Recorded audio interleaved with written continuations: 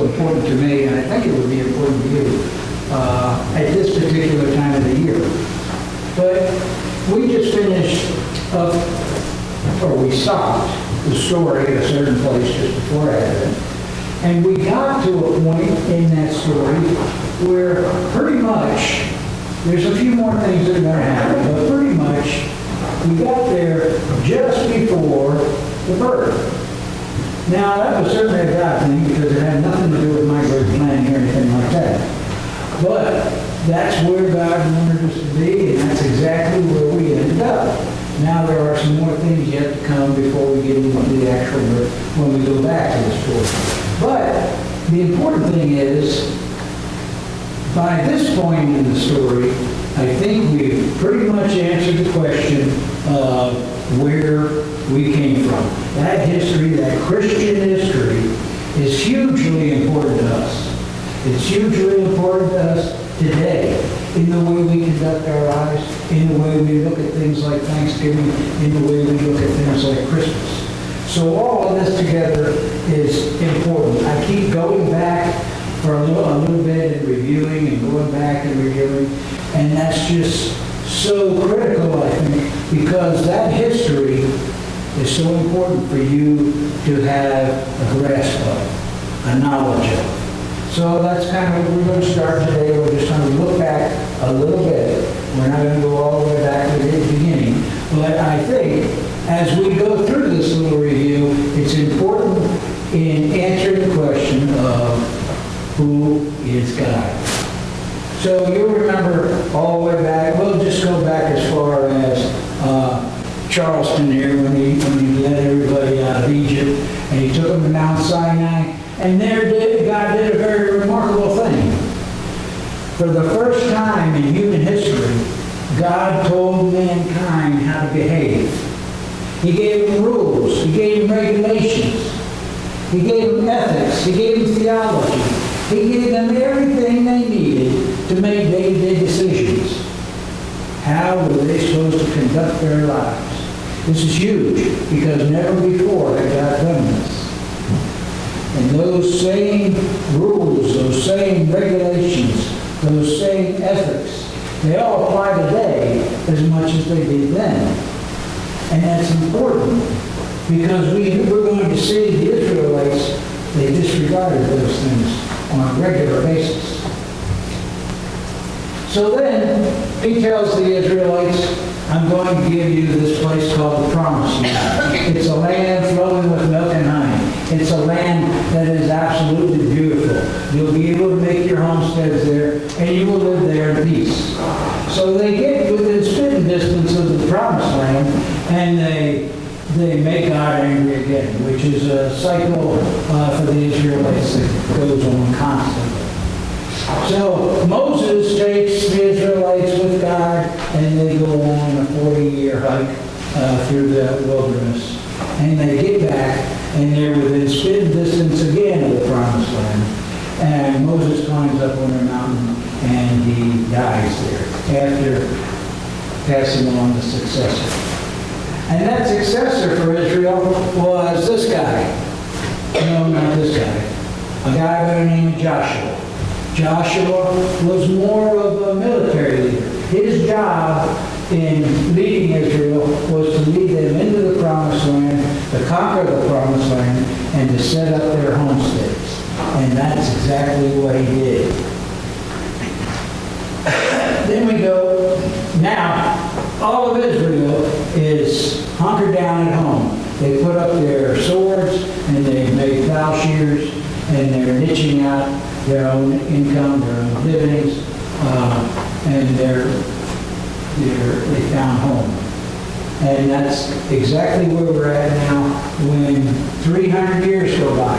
During this 300 years, God gave them what they call judges, because they needed some kind of a leader. And they were very good as long as they had a leader. As long as the judge was alive, they did really good. But as soon as the judge died, you remember this schematic that we talked about. Israel serves the Lord. Israel falls into sin and idolatry when when the judge dies, Israel is enslaved. Israel cries out to the Lord. God raises up another judge, and Israel is delivered. And the cycle goes around and around and around and around. I don't even know how many times in 3.5 years, but a lot. And after the judges, you'll remember the people demanded, we want a king like everybody else. We want to be just like all the other countries. So God gave it, even though God warned them, you don't want a king. Even though God told them, I'm your king, they wanted a king like it because they wanted to be like everybody else. Sadly, over the next 400 years, they had 38 kings. And of those 38 kings, a full 33 of them did what was evil in the eyes of the Lord. Now let's stop and think about this. This is phenomenal. This is a king that comes into power, and he has God's nation. He's in charge of God's nation. He has a long history to look back on. He has sees them come out of Egypt. He does all these things. But what do these kings do? They give up on God, and they adopt all these little G gods. This saddens God greatly. So then he starts sending messengers to the kings and telling them, stop it. You're supposed to be worshiping me. You're not supposed to be worshiping these little G gods. He goes and tells the messengers, tell the people the same thing. And God's anger is centered around these kings that are all about these little G gods and all about the G god temples. You'll remember where all that happened and how it grew to such an awkward proportion. It all happened with the third king, Solomon. Solomon had 1,000 wives, and these wives came from all around the world. And with them, they brought their little G gods that they worshiped back there. And later in Solomon's life, when he became an old king, he started getting into these wives and telling them, you want to build your little G god temple? Go ahead. I'll even worship it with you. And the next thing you know, these little G god temples are all over the palace. And then they're all over Jerusalem. And then they're all over Israel. And that's when God finally decides, I'm going to cut the country in half. But he tells Solomon, I'm not going to do it out of respect for King David, which was Solomon's father, until Solomon dies. So as soon as Solomon dies, remember we had two kings coming into power, Dumb and Dumber, and God cut the country in half.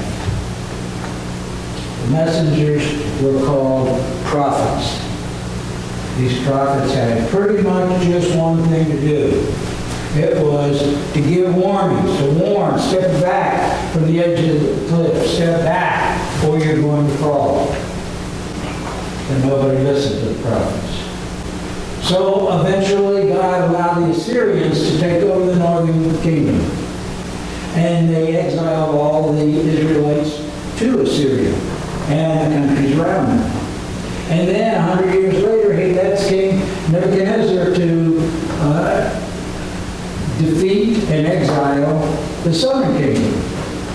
And he exiles them all to Babylon, and Babylonia all over the known world at that time.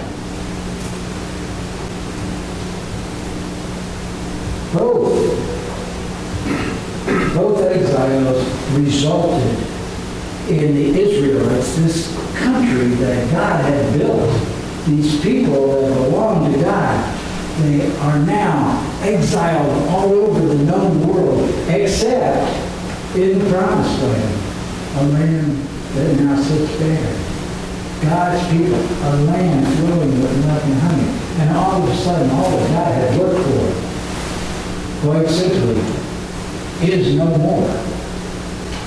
It is beyond sad.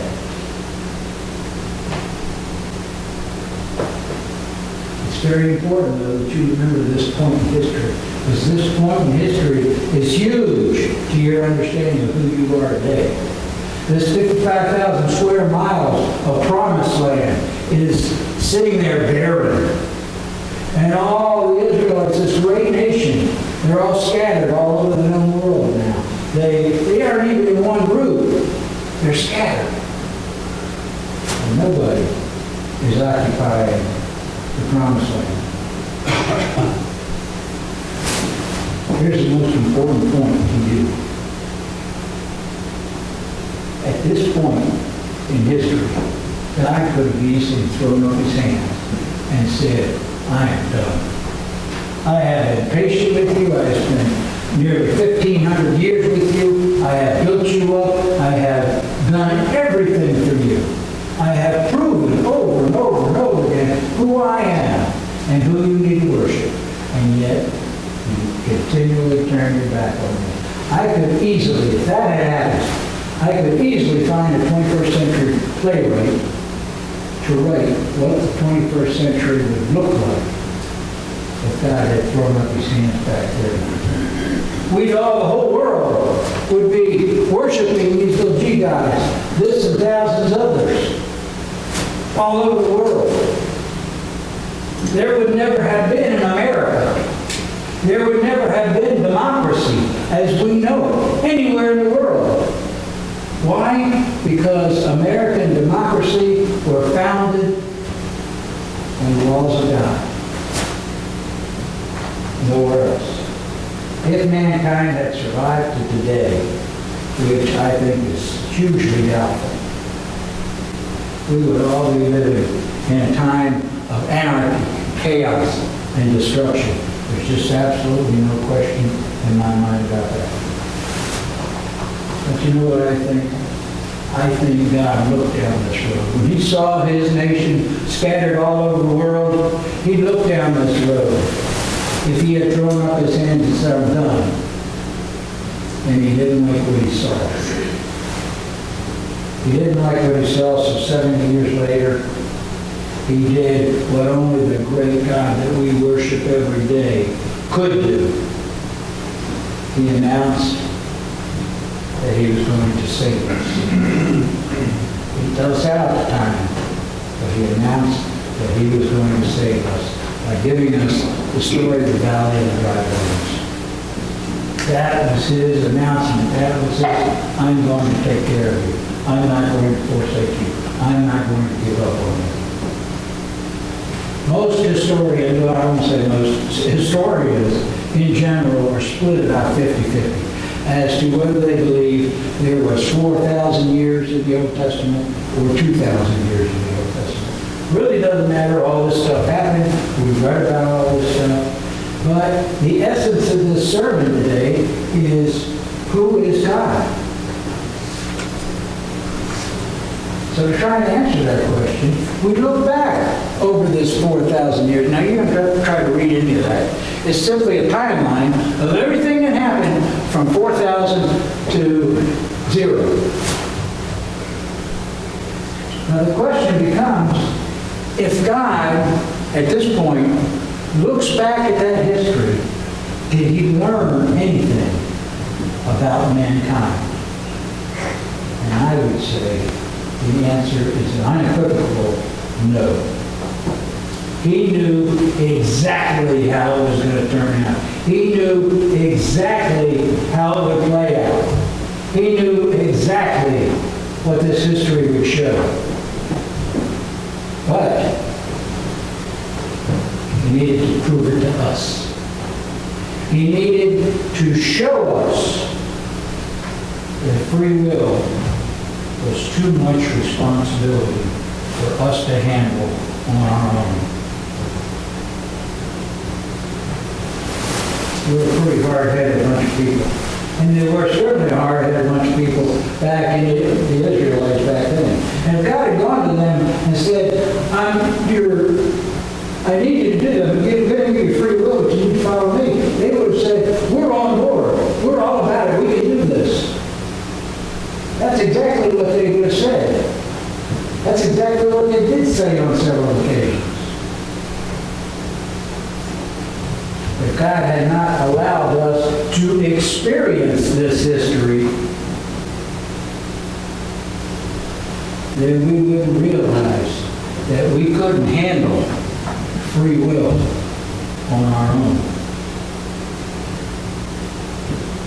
So in order to begin to explain to you who we are as opposed to who God is, I thought I'd start with a very famous Christmas verse that we're just going to look at a couple of words in. And the verse starts with an angel of the Lord appeared to them. The them is the shepherds. Luke 2:9, an angel of the Lord appeared to them, and the glory of the Lord shone around them, and they were filled with great fear. Just those three words, that's all we're going to concentrate on today and next week. Because that word glory, that's huge. That's what we need to grasp. That's what we need to understand. We need to understand what is the glory of God. We read it all the time, but we pay no attention to it. We don't think about it. It just passes us by. But today we're going to look at a little bit, just a little bit, of what that word means. And next week we're going to look at more of what it means. There's a fellow by the name of Matt Chandler who once said the best way to describe the word glory is to replace it with the word weight. Weight as in something heavy. And he describes it this way. In that field, the weight of God showed up. It's a kind of weight that is heavier than anything else. When the glory of God shows up, it reshapes, it reorders. It pushes out and breaks free. There is nothing as weighty as this in the universe. When the glory of God shows up, it changes everything. When you get a glimpse of God of Christmas, the God of Christmas, things happen. Let me explain this to you. This is a guy, this is a theologian, this is a guy who's trying to put descriptive words on a topic that we can't do. The English language is the most compelling language there is in the world. It's the most diverse language there is in the world. It has more words that are descriptors than any other language in the world. And yet, we cannot describe the glory of God in any of those words. He's trying to. He might be taking you a little bit to the edge, but he's got a long way to go. I have a long way to go. You have a long way to go in understanding what is the glory of God. So I thought I would take a stab at it, just like he took a stab at it. So I'm going to just give you my rendition. Probably woefully poor. But this is my rendition of the glory of God. I want you to close your eyes and I want you to imagine, if you will, as far as the eye can see, there are lightning bolts occurring everywhere. I'm not talking miles apart, I'm talking feet apart. I'm talking lightning bolts like little Chinese firecrackers all over the place. Big, huge, gigantic lightning bolts coming down from the sky and hitting the ground. And right along with it is the huge sound of thunder popping everywhere. The same kind of sound that we normally hear when we see a lightning bolt. But now, everywhere you look, as far as you can see, these lightning bolts are hitting. And just to throw in a little good measure, all of a sudden there's 2 or 3 sonic booms. God has arrived. You can open your eyes. That is the glory of God. It's that great. It's that spectacular. I have no idea the manifestation that God used on that night to show His glory had arrived to the shepherds. But what we do know is it must have been pretty great, because filled with great fear. What would fill us with great fear? accept a manifestation so great that God arrived. Please, I urge you to come back next Sunday and let's hear the second half of this, because it gets a whole lot better. Again, like I said, the meeting table part of that is next Sunday. So I thought I would finish today with just a little skit that I found on YouTube. Certainly not manifestation of the glory of God, but just kind of cute anyway. If you would, that's what I want you to do this week. I want you to just spend some time making your own manifestation.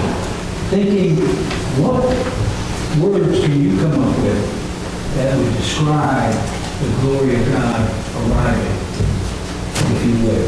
Amen. All right.